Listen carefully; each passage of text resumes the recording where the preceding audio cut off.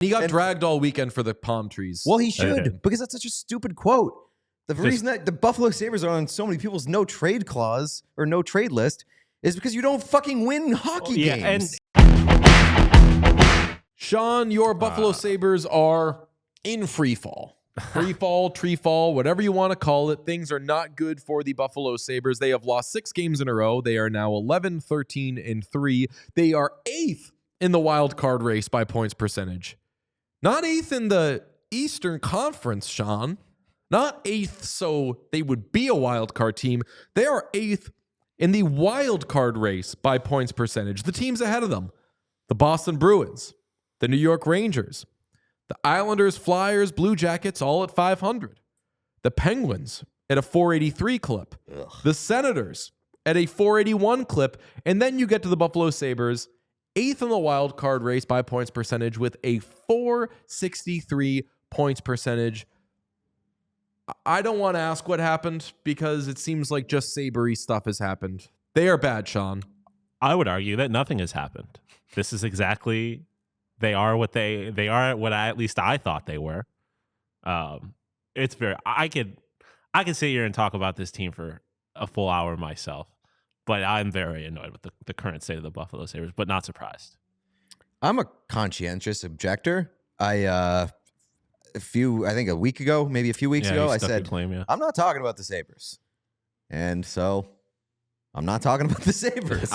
All right, well, if you want to stay out of it, there was the historic loss to the Avalanche last week in which they were up 4-0 in the first period. They ended up losing 5-4 in regulation. Just an otherworldly bad a loss so bad, Pete leaked my email address over it. It was disgusting on the part. Quite literally what happened. Of the Buffalo. It was so bad, it ruined my life. If the Sabres could just get their shit together, DJ's email would still be private information. Yeah. If there was one palm tree in Buffalo. A single one. A single palm tree, DJ would know peace. Well, you ask, why have we mentioned palm trees a couple of times? Kevyn Adams, general manager, of course, of the Buffalo Sabres, held a press conference on Friday in which he came out and was like, all right, you guys want me to talk. I don't know what you want me to talk about, but here I am. I'm going to talk. We're going to play the intro of this. It's going to be his introduction. The first question, we believe from Mike Harrington of the Buffalo News, absolute legend, cooking his ass so bad with a very unprofessional loaded question. Amazing stuff. And then Kevyn Adams gives his answer. Here it is. You guys asked me to be here and answer questions, so that's what I'll do. If you're looking for me to be panicking or overreacting because of the last few games, that's not my style, but happy to answer questions. Kevyn, you've got 11 wins in 26 games. You're 12th in the East. You're 23rd in the league right now. You're coming off, you're 3 days removed from one of the most disgraceful losses in the history of the franchise. Why is your team so mentally fragile, and what are you going to do about changing the composition of this mix? Yeah, I think the Colorado game is that's tough. That's one of those games that they wins and losses at the end of the day all count the same, but those ones hurt. And there's a lot of reasons. All right, that's enough of that. Thank you, Kevyn Adams. Mike Harrington, the real star of that, though. Oh, yeah. I do like, though, I guess I'll talk about the Sabres for a second. I do like that Kevyn Adams was like, things are going bad. You guys want to talk to me. You're probably going to yell at me. But here's the thing. I'm not gonna freak out. You thought I wasn't doing anything over the summer? That was me stretching, clearing my throat for how much I'm not about to do anything. The one thing it's just me warming up. The one thing I'll say about that is he made it sound like he tried a lot, but people just don't want to play in Buffalo. Okay, so he talked about the taxes and everything early on, and it's tough. Not a destination right now is the way that he phrased it, and then was asked about it later, and he said, let's find it. Sorry, I had it and lost it. Something along the lines of, we don't have palm trees, we have taxes. He said, Google Chrome, not doing it for me right now. Said, we don't. Do you have it, Sean? There's an ad blocking it. Not specifically, but it All was, like I said, along those lines. Yeah, the general vibe of it was like, we're not a destination. We don't okay, have I got palm it. trees. Sorry. We don't have palm trees. We have taxes in New York. Those are real, and those are things you deal with.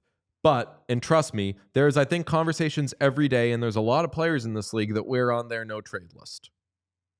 So we need to earn the respect, and it starts with getting blah, blah, blah. So he says, guys, but listen, here's the good news. It sounds like I'm going to say good news. We're on everybody's no trade list. We want guys. They just don't want us. What do you want me to do about it? And he got dragged all weekend for the palm trees. Well, he should, because that's such a stupid quote. The reason that the Buffalo Sabres are on so many people's no trade clause or no trade list is because you don't fucking win hockey games. And in his defense, he did go on to say that. He's like, you look at the Buffalo Bills, like they weren't a destination city 10 years ago, and now players clearly want to play there because they win, which is true. But then you have to ask yourself, why aren't you winning? And it's like, you know who has worse taxes and less palm trees? The city of Toronto. And I get that it's Toronto or Edmonton. They just drafted very well. Like, ultimately, you're not a destination because you have not done your job well. Like, and is what it is. Or because you're not getting the proper resources from your ownership, which is another massive complaint from a lot of Sabres fans. And some of the stuff that was talked about. Yeah. Of course it wasn't, because Kevyn Adams is a yes man, and that's why he's had that job. Yeah, I mean, I understand not wanting to get up there and shit talk your boss. There's nothing you can't really gain anything from that, but still. Standard operating procedure, but it's just like the excuse making when the Sabres have operated as a losing team for like quite some time at this point. And it's just like everybody knows it, regardless of what your situation is as like a city, your tax bracket, whatever, you will be in a position to succeed if you put yourself in a position to succeed. Players will go to you. Like, players will go anywhere. Like, the right players will go anywhere if there's a winning hockey team. And they're in a unique situation because a lot of bad teams do get free agents just by merely spending and giving them the sense of, hey, once you're here, look at how the rest of the roster falls into place. The culture can begin with you and everything. Like, it's easy to wrap your head around that, where especially if you're a competitor and you think, I'm going to make any team I join better. The Sabres are in a unique situation where I would guess every player in the NHL thinks the stench of their culture is stronger than anything good that one player could bring. They're like, if I go there, I'm joining a losery thing. Not if I go there, we're building this thing. I think that players probably feel, I don't want to get that Sabre thing on me, because it is real. They draft promising young players and the players don't immediately rot, but it doesn't work there and then it works fantastic somewhere else. Yeah, I mean, it's literally what I was talking to you guys about before the show. Like, another thing that was brought up in this thing, which I don't necessarily agree with, was like the criticism of Owen Power. And it's just like, get rid of a guy like that, guaranteeing his spot in the Hall of Fame, wherever the fuck he ends up. Like, it is just like a pretty widespread failure, like head to toe. Like, obviously, it is a disadvantage to be playing in Buffalo. Fully aware of that. But like we talked about, there's plenty of other teams with similar disadvantages that have those things. Like, I don't really know what the answer is other than like drafting well and getting lucky, which they clearly have not done. Well, I can't even say that. They drafted Jack Eichel. He's one of the best players in hockey. It is a mixture of not being able to scout well, not having a large scouting department, which is a product of the lack of resources getting from your ownership, and then not using those resources that you do have well. And then when you do that well, you find another way to fuck it up. Here's my potential solution. Number one issue for the Buffalo Sabres is not having like core leadership that they don't have a culture at all. They don't have a strong culture. They don't have a strong core leadership group that I think that makes them do the right things every day. I think they do have a culture that has been pretty heavily diagnosed throughout the league. Like Silly Boys Club. Right. Like that is culture. Yeah, it's not good culture. It's not good behavior. My potential solution was, what if you try to Washington Capitals your way out of it? Trade for bad contracts, trade for broken toys, get pieces, and just see if because this year they just seemed thin. Their roster wasn't as deep as you would want it to be. And I thought, okay, well, that'd be fine because young guys are going to take steps forward. Dylan Cousins is going to be a year better. He's going to replace Jeff Skinner's production and everything.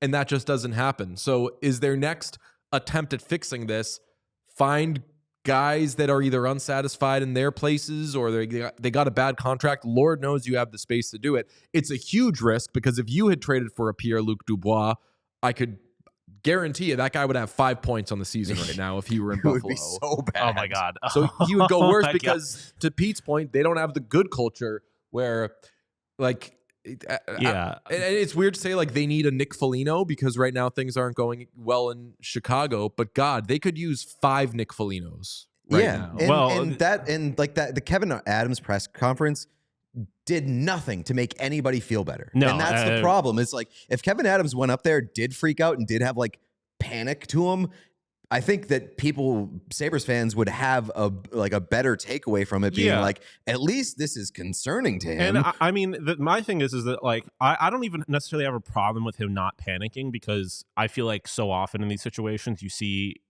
GMs who are clearly like, their job is on the line, panicking and ruining the future of the franchise, trying to save their job. Completely fine with him not doing that. He talked about in the presser how he was like, everyone makes a big deal about this $8 million cap space, whatever. We have a bunch of young players that we're going to have to sign in the future. We can't handicap ourselves with contracts for however long. But you can do it right now. Like, you have that $8 million. You're not paying anybody with that money right now. There needs to be like, and your whole thing was like, this team is a playoff team. If you like, I feel like you have to choose one. Like, if you think this is a playoff team and you're setting those expectations, then, and you have this $8 million for this year, why are you not trying to do something? Which, again, maybe he is, and guys just refuse to come here. But like, at the end of the day, your job as a GM is to figure out a way around. You know that. what? Another potential solution for me is, why aren't they the offer sheet guys? Yeah. Why Yeah, don't I they mean- just start fucking poaching guys? Like, why didn't they do the Broberg thing? But I think it's I think because we all thought no one was going to do that, but it's also for the same reason, like I was talking about, like his whole thing coming into this year is like, our younger guys are going to take a step forward. I think there was a lot of weight put on obviously Quinn and Cousins to a much lesser extent, but still on like a guy like Devin Levi. Like, you're expecting all these young guys to go forward, which I think was a miscalculation to begin with. You're expecting, at least in the case of Quinn and Cousins, guys who had career years 2 years ago, to like keep getting better, which is not a bet that you cannot like. But who's guarantee teaching that. them to get better? Well, that's the other thing. It's just like, you don't have anything like nothing in your history, at least in the last 10, 15 years, suggests that you are going to do that or that they are going to do that as members of the Buffalo Sabres. So it's just like, I just don't feel like there is a clear like commitment to a plan where it's just like, if you think that these guys are the future or whatever, then. Well, I think they have it in them. Like, I think that they have a very strong, like, young group that has it in them to be those guys. I don't think that they're tapping the right people to bring it out of them on a daily basis. You need to be honest with yourself, because like, you talk about him being a yes man. I talked about him not being able to criticize ownership. But like, even if you're not going to do that publicly, you need to be honest with yourself and be like, do I actually have a reason to believe that this franchise is going to be able to make these players play to the peak of their potential? And if you are being honest with yourself and the Buffalo Sabres, the answer to that is no. There is no reason to believe that, I think, especially at this point. Like, I understand, like, that was the thing with the Lindy Ruff hire, is like, there's one thing is getting young guys to play above their potential, blah, blah, blah. That clearly has not happened. So it's just like, all right, what are we doing now? Because like, it doesn't seem like we're doing anything. It just is like, this is going to work itself out. But it's like, if your whole thing is like, we got to sign these players in the future, but they're not playing well, then like, what are you doing? We got to save a lot of money. We got to make like, sure what are you that the doing? players that are playing poorly are locked in for a long time. Yeah, so like, what is the plan here? You need to pivot at a certain point. You obviously can't fire Lindy Ruff. So it's just like, there's just not been any or else either. Yeah. And that's what, like, there is no threat of accountability. If this were Boston, talk about do whatever you want, fail however you want, as long as you're making the playoffs. The Rangers, if you miss the playoffs, then you're gone, and we get another guy to tape together a playoff team. Don't care how we do it, just get to the playoffs. Sabres don't even have that. I mean, the Rangers won the President's Trophy last year, and they had like 2 bad weeks, and Chris Drury was like I'll trade everybody. I don't fucking care. And like, you can argue that that's not good behavior and that it almost blew up in their face, and you might be right. But I mean, at least they're not accepting of just being like, well, this is who we are. And it's also like the Drury thing is just like, that's a former Buffalo Sabre. Like, I feel like there is no like beyond like the current culture of the team, there is also no like, there's no veterans, no retired players, no legends of the thing, like outside of Lindy Ruff, I guess, who's a former, like holding the franchise accountable. There is no sense of like, You got Bill Fichtner. He goes to games. That's right. There is no sense of like this franchise, because the reality is like the early 2000s, late 90s, one of the best franchises in hockey, outside of the fact that they didn't win a championship. Like, there was a time when this franchise was respectable. Yeah, they cooked. And there is nobody from that time, like outside of the fact that I guess two of them are general managers of competing teams, so it's not like they really can be. But like, there is nothing about this team that's just like, we need to get back to when we were respectable. There's like no tie to that era of the franchise, and it just feels like they are floating through a deep dark void. Sean, you're very upset, and I understand that, but I will wrap this by quoting the extremely cringy Saturday Night Live moment from Kate McKinnon playing Hallelujah on the piano dressed as Hillary Clinton. I'm not giving up, and neither should you. You okay? should. You probably You should? You should give up. We all silly like the mayor.